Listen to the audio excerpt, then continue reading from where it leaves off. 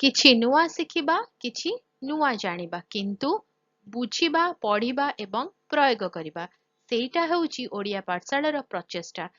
ଆପଣମାନଙ୍କୁ ସମସ୍ତଙ୍କୁ ସ୍ୱାଗତ ଓଡ଼ିଆ ପାଠଶାଳାକୁ। ଚାଲନ୍ତୁ ଆଜି କଥା ହେବା ମହାସାଗର ସ୍ରୋତ ଏବଂ ସେମାନଙ୍କର ପ୍ରଭାବ, ଯୋଉଟାକୁ ଇଂଲିଶରେ କୁହାଯାଏ ଓସେନ୍ କରେଣ୍ଟ।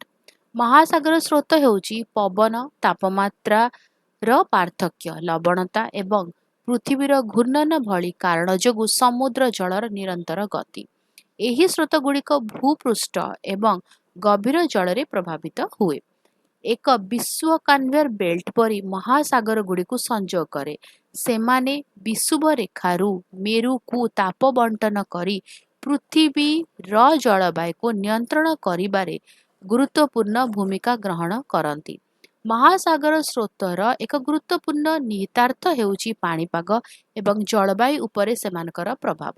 ଉଦାହରଣ ସ୍ୱରୂପ, ଗଲ୍ଫ ଷ୍ଟ୍ରିମ୍ ପଶ୍ଚିମ ୟୁରୋପକୁ ଉଷ୍ମ କରିଥାଏ, ଯେତେବେଳେ ଲାବ୍ରାଡୋର ସ୍ରୋତ ପରି ଥଣ୍ଡା ସ୍ରୋତ ଶୀତଳ ପରିସ୍ଥିତି ଆଣିଥାଏ।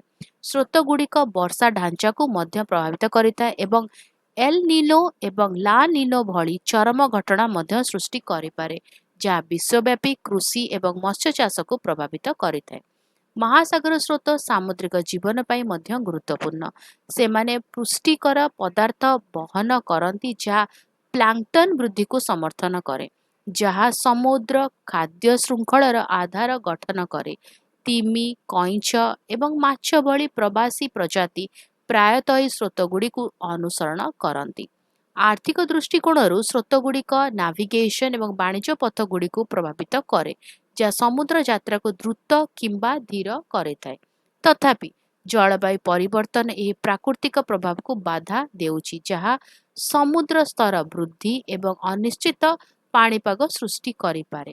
ତେଣୁ ସମୁଦ୍ର ସ୍ରୋତ ହେଉଛି ଏକ ଶକ୍ତିଶାଳୀ ଶକ୍ତି ଯାହା ପରିସଂସ୍ଥାକୁ ବଜାୟ ରଖେ, ଅର୍ଥନୀତିକୁ ସମର୍ଥନ କରେ ଏବଂ ପୃଥିବୀରେ ଜଳବାୟୁ ସନ୍ତୁଳନ ବଜାୟ ରଖେ।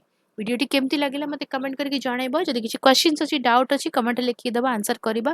ଆଉ ଯଦି ଭଲ ଲାଗିଲା ତାହେଲେ ଭିଡ଼ିଓ ଟିକେ ଲାଇକ୍ କରିଦେବ, ଭିଡ଼ିଓ ସହିତ ସେୟାର କର, ଚ୍ୟାନେଲକୁ ସବସ୍କ୍ରାଇବ କରି ବେଲ୍ ଆଇକନ୍ ପ୍ରେସ୍ କରି ଅଲ୍ ନୋଟିଫିକେସନକୁ ଅନ୍ ରଖିଥାଅ। ତାହେଲେ ରହୁଛି, ଦେଖା ଆଗାମୀ ଭିଡ଼ିଓରେ। ଭଲରେ ରୁହ, ସୁସ୍ଥରେ ରୁହ, ମୋତେ ଅନୁମତି ଦିଅ। Bye bye.